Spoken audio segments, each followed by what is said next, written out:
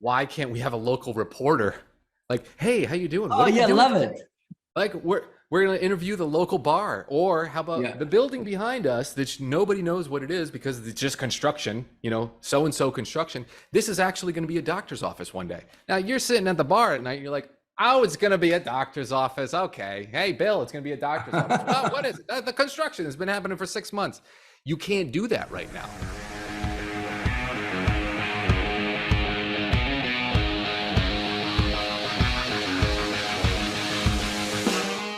I've heard it said recently that the most powerful asset that you can have in your business these days is attention. It used to be the means of production, but these days I can buy a pair of scissors for 99 cents.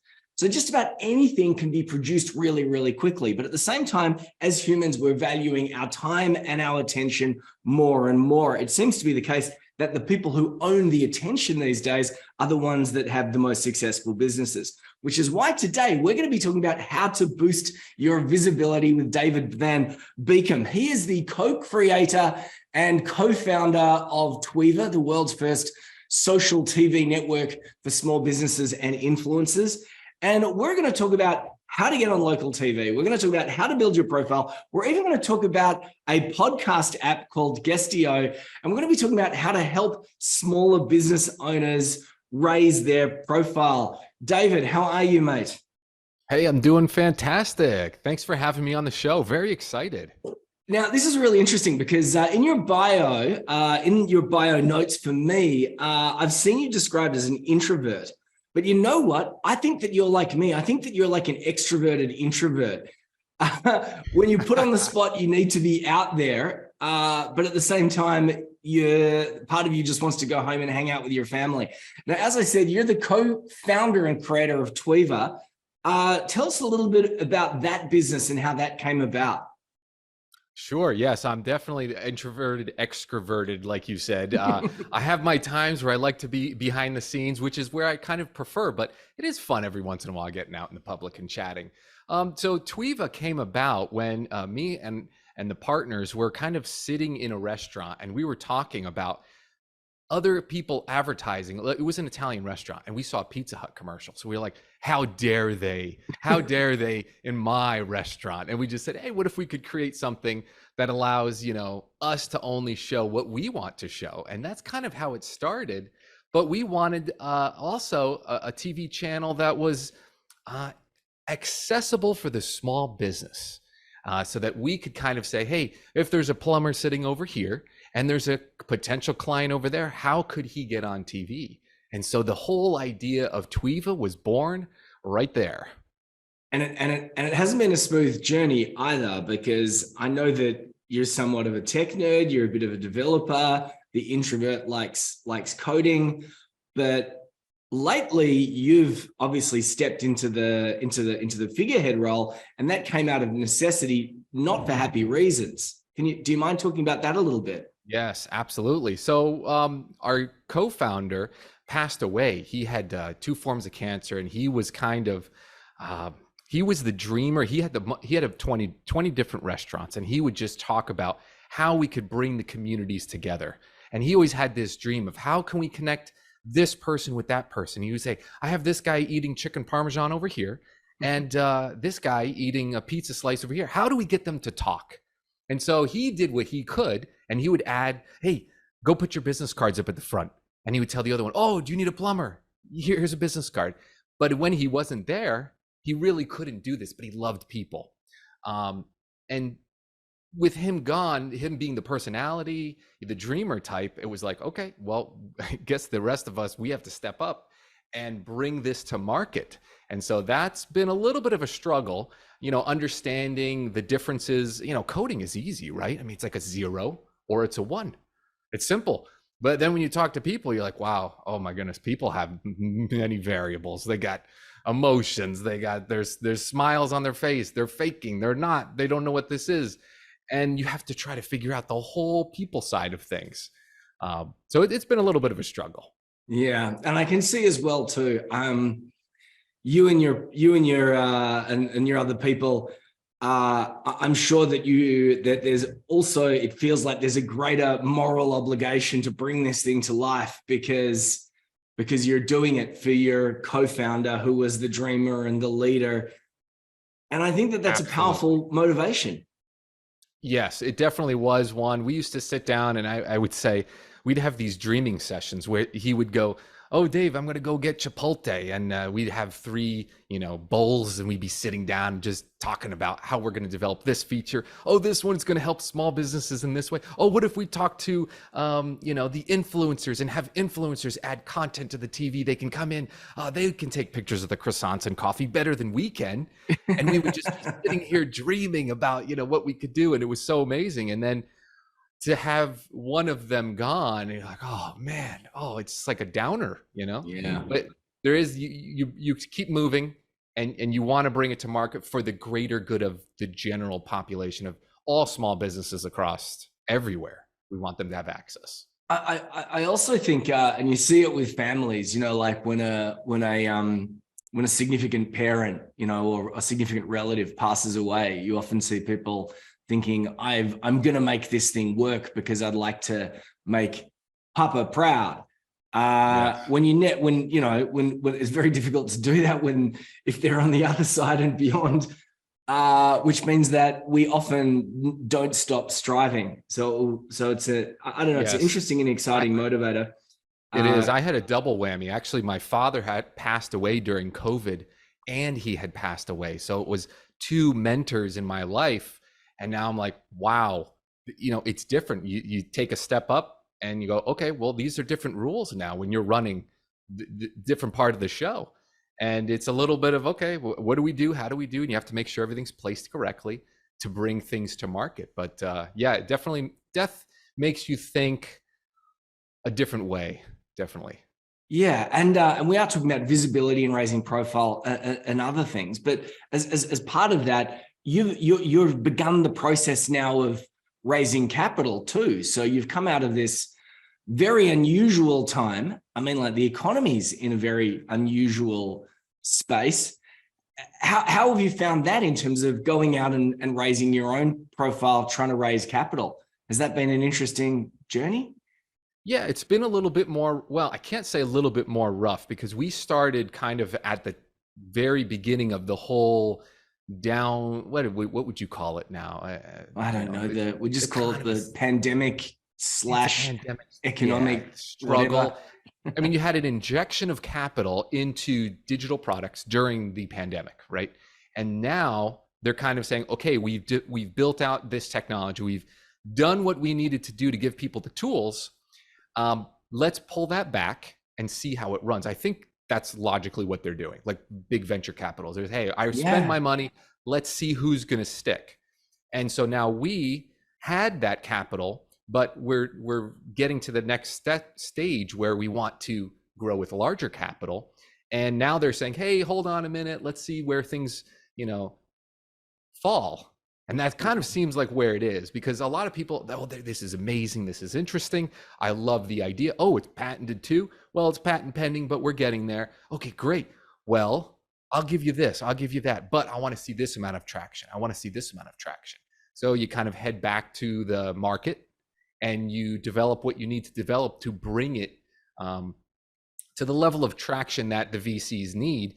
And what is interesting, I think what's changed in the VC world is traction is now more important than the idea or the development.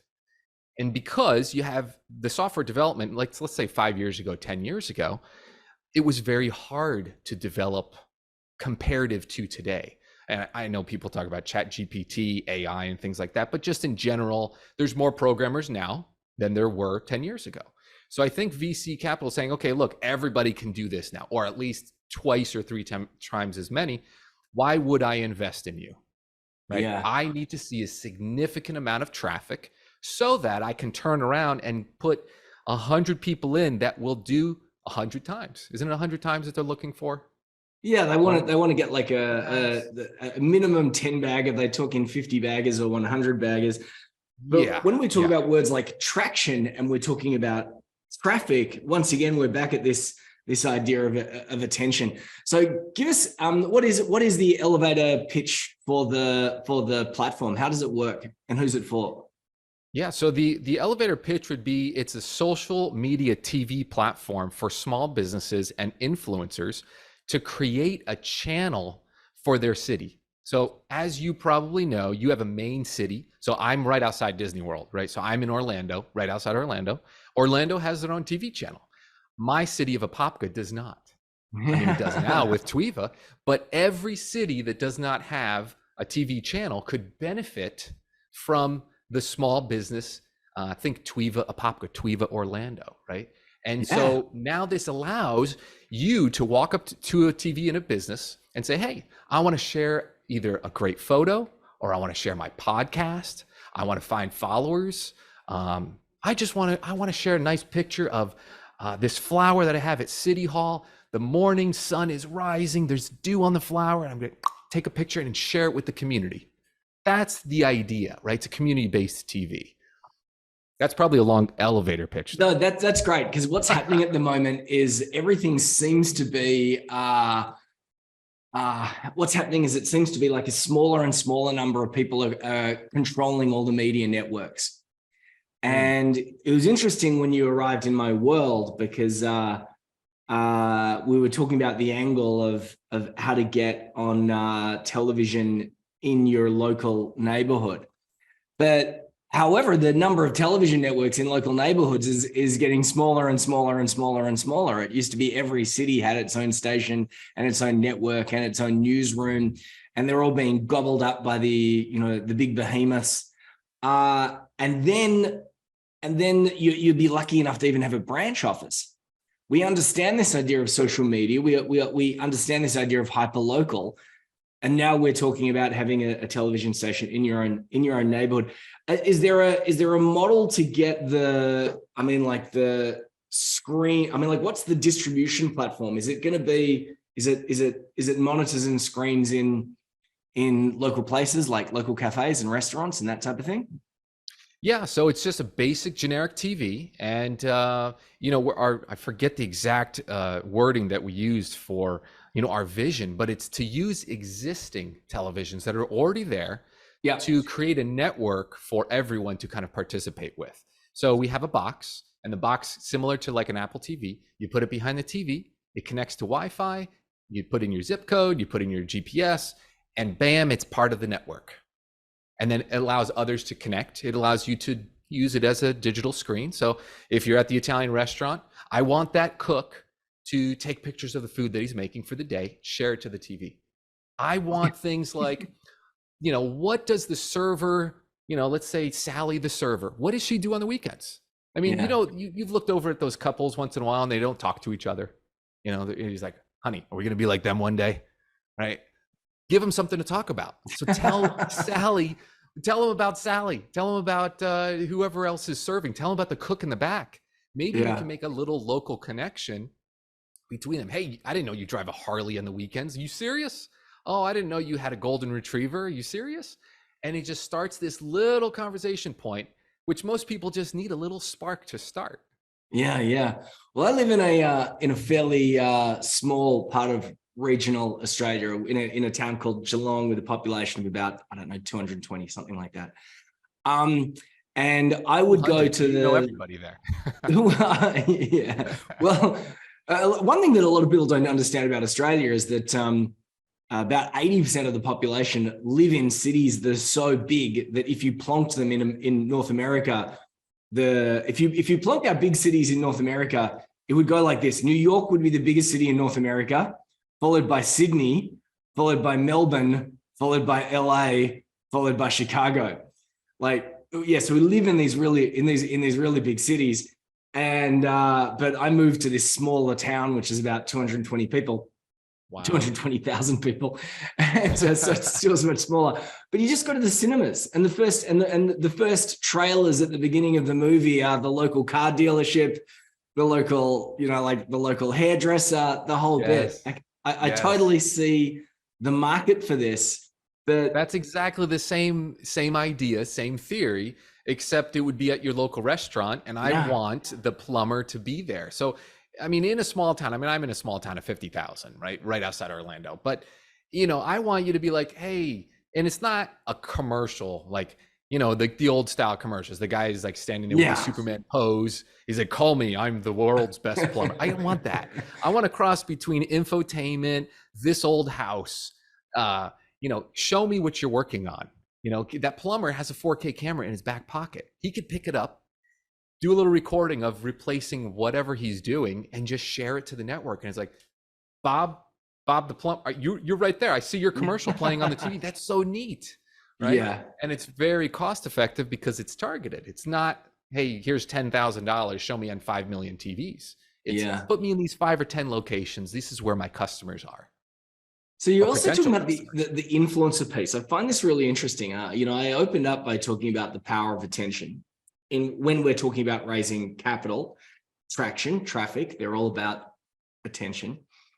Now, there are obviously heaps of use cases for this for local businesses, the plumber, the local real estate agent, all these different people. And then we've also got Sally, the superstar from the kitchen, who's just about to, reveal that on the weekend she dresses up as a warrior and fights people with swords or something. I don't know. That's right. Some crazy hobby. What about the influencer piece? How do they fit into this? And I bring this up because a lot of our people are B2B business owners. They don't necessarily have a shop front. They don't have a physical presence, but what they sell is very much based on trust, which means that if they can demonstrate their authority on a certain topic, people are more likely to hire them. And a lot of the old school strategies no longer work. So how does the influencer piece fit in?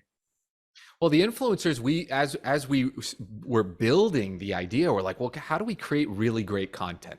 And it's like, well, we could find a bunch of photographers in the area, or a journalist. We could talk to journalists and create content. Or, oh, look, there's millions of influencers that have already perfected the art to show on Instagram, to show on TikTok. They know how to create and edit content. And then you have the plumber. Okay, so can we connect those two? Can we get a new influencer to say, hey, look, I want to show my content at this local pub, right? And now that I figured out the art, and remember, it's not vertical, right? We're using existing horizontal TVs. Yeah, we have to turn our phone sideways again for this one. We're shooting the content, right? And then who is it? Well, let's do it with an influencer. Let's find somebody that's really good at that and have them create content. Now, it's not just for the plumber. It would be for those restaurants. So can you take a picture of a croissant or a piece of pizza? Good? Yeah, you definitely can. Can an influencer make it look 10 times better? Most likely they could. We have a saying, why is your favorite celebrity chef rich and famous? And the answer is it because they're the best cooks? Generally not. Is it because they've got TV deals? That's part of it. But the real reason is that the greatest celebrity chefs in the world, the most popular, are rich and famous because they give away all their recipes 24/7, 7 days a week.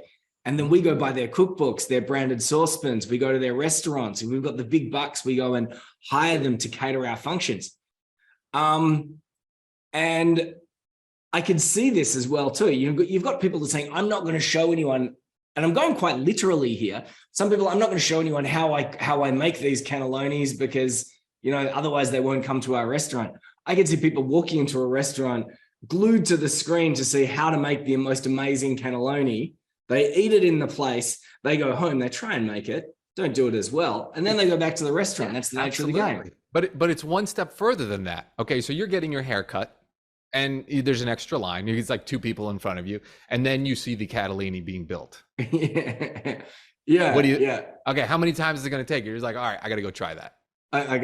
We kind of tested in the very beginning. I mean, this was organically found out, but we called Cisco because they were getting some of the desserts from Cisco. And we said, hey, you got some of that cream? It was cream cheese chocolate cake or a couple of different kinds. It was a chocolate cake. Sounds good. It was not homemade, right? So remember that. It was probably more factory made, grandma's recipe.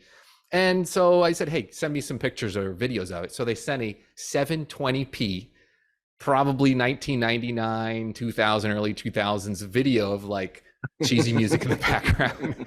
And it was like cutting the cake and serving it. So we're like, all right, edit it down. We'll throw it on TVs, no music, make it look good. And so we asked one of the founders later. We said, hey, how's that funny little low quality commercial? And they're like, I can't keep the chocolate cake in the shelf. And we're like, no, what? Come on, it can't be from that. And he's like, Dave, you don't know. People eat with their eyeballs. And I was like, Yeah. what? Oh, yeah, I guess through repetition, you keep seeing the same thing. You're just like, all right, at one point next week, I'm going to try that chocolate cake. Yeah. So if you think about this, major TV companies will tell you it won't work one time. You have to keep showing. You have to keep your business up front in front of everyone's memory. It's like, yeah, but I don't have the budget for that. You know, most people don't, especially small businesses. You think, and as well, you know, if you're in Florida, you don't want your ad showing on the other side of the country in California. I mean, like, you want your frequency to be local. So that's what that concept is called, frequency in the TV space. And they know that, you know, you're supposed to see something 7 times before you like really, truly desire it. And once again, it's another form of attention. Now, interestingly, we connected through a platform called Guestio.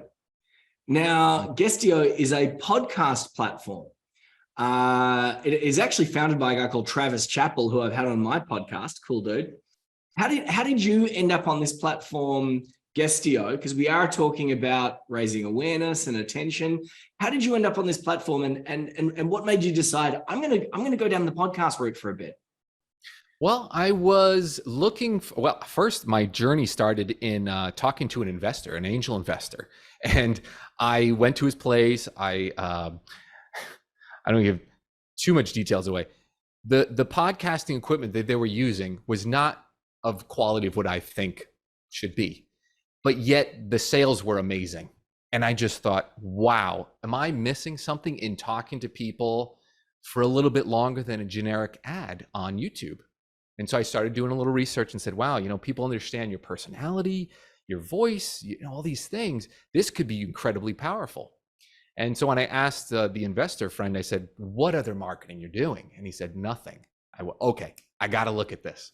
So I started to join some Facebook groups and tried, and it was very tough until like Guestio.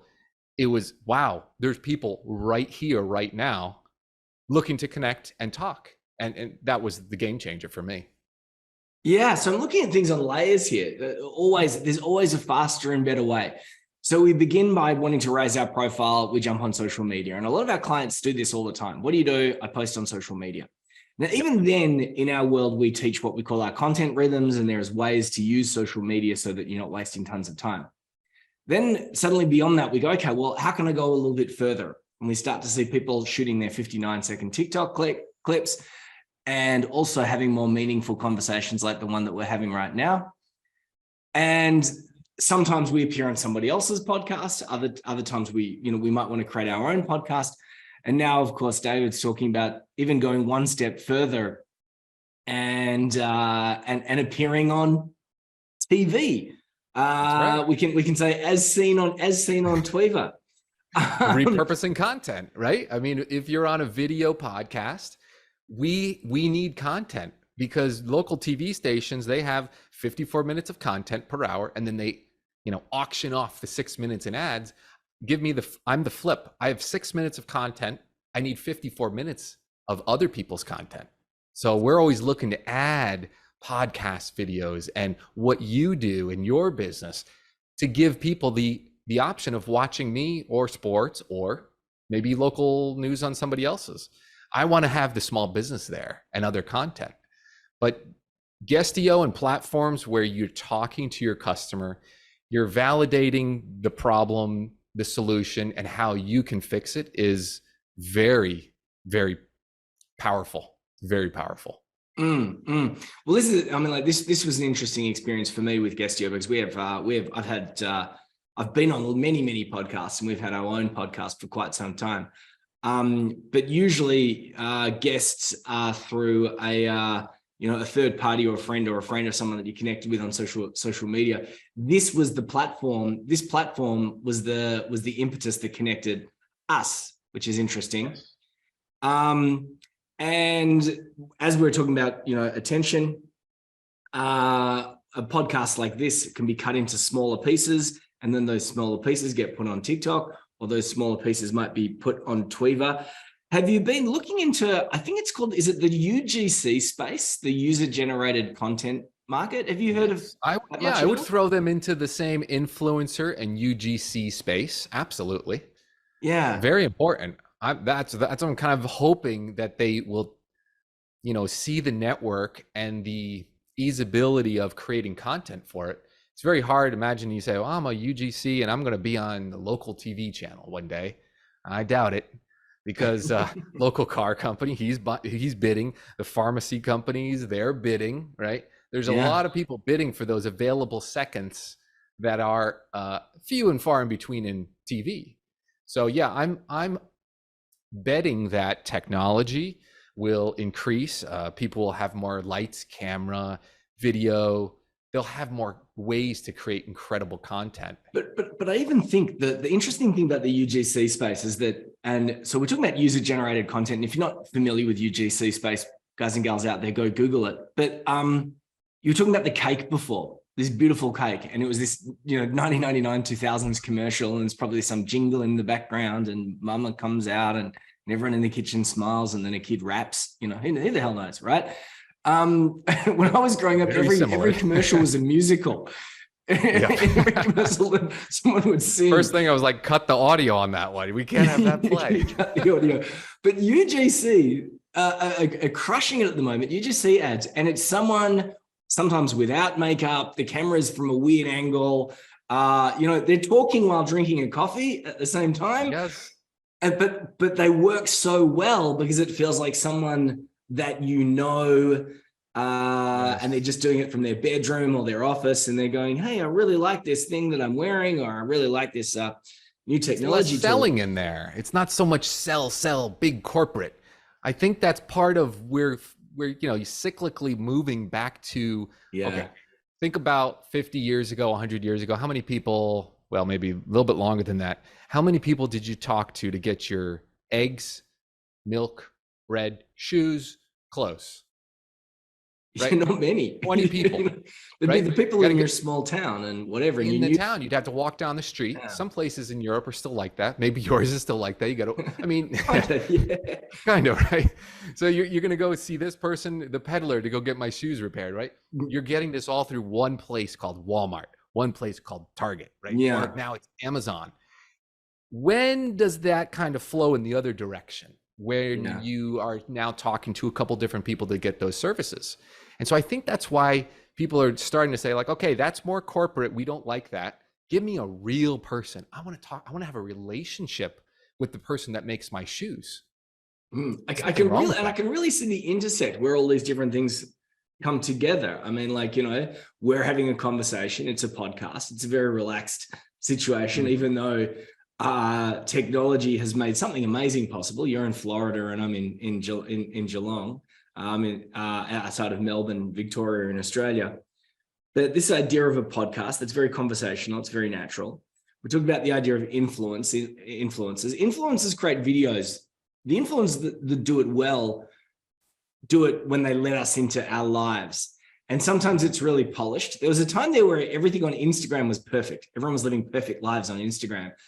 Now it's changed a little bit, and we've got this UGC thing where people are creating user-generated content that brands are paying them to create little ads in their homes, and they're being run on social media. And now we're talking about the option of doing hyper-local advertising where it all comes together, I believe at a time where it's suddenly possible for all these different small businesses just to pull it out themselves and do it.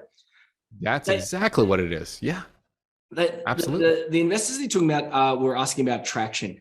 How can anyone listening to this, how can they get access to, is there a beta version, Is there a place that they can log in so that they can be prepared as it begins to roll out in their neighborhood? What's the best way for our people to interact with your brand? Yeah, so the first way would be start to think about horizontal content and a mix between short form and long form content. So when you're talking to either, if you have somebody that's helping you create that video. You might not just say, oh, take 10 seconds. This is my TikTok. You're saying, no, let's frame this in a way that I can show people what I do. If it's a chiropractor, let's have me adjusting someone, say, hey, I need a model release form. We're going to use this on TV.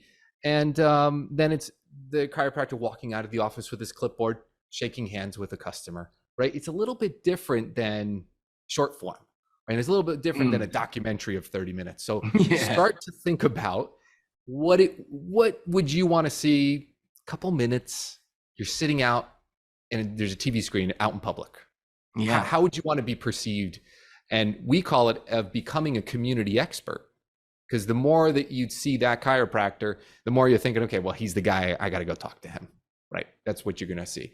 And then as far as the platform, we're pushing out a digital version of the box. So this will be able to be working on any smart TV. So we have the first version out for Chromecast. The second version will be on Apple TV. And then we got to do a little bit of rework on the coding to get to Roku, because Roku wants to be, their own proprietary code. But we'll have it on all the platforms. So anybody in their local community will be able to bring up the network and join. Yeah, and we've got a smart TV. It's happening with everybody. So one day, so you go out and buy your next TV, then suddenly it's connected to the internet, and and your remote suddenly looks all different because it's all connected to the internet and you're running through online channels. I can see it being very easy to adopt. There was also something that you said there, which I think is actually a broader principle for everything. You said, what's something that you could do in a couple minutes, and you show them how to do something. I think that some of the best content at the moment is teaching content. Like if you can throw the words how to before you film any content, it works out really well. Opinions are, everybody's got an opinion. But however, if you can show someone how to do something that you do, whether it's cooking that cannelloni, whether it's what the heck's the person that makes shoes called? I think you said a word peddler, but it wasn't right. And my brain went cobbler. There we go. If it's the cobbler, that's what it is. the peddler peddles the shoes, the cobbler makes the shoes. Yeah, right. But like if someone showed you how to make the shoes, or if someone just showed you how to do the things that you used to probably know how to do, or people knew how to do it as a craft, I think that's a great place to start. You see people on TikTok, they're customizing shoes now and selling them for hundreds of dollars. So they're like coloring it. They get a white shoe, they color it.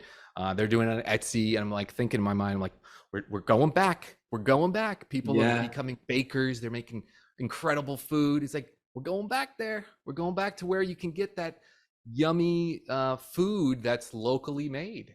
And I want to be part of that. I want to help them get exposure in their towns. I don't know if I'm going to be searching for custom shoes on Google, or grandma's homemade lasagna on Google. I'm going to be seeing it somewhere.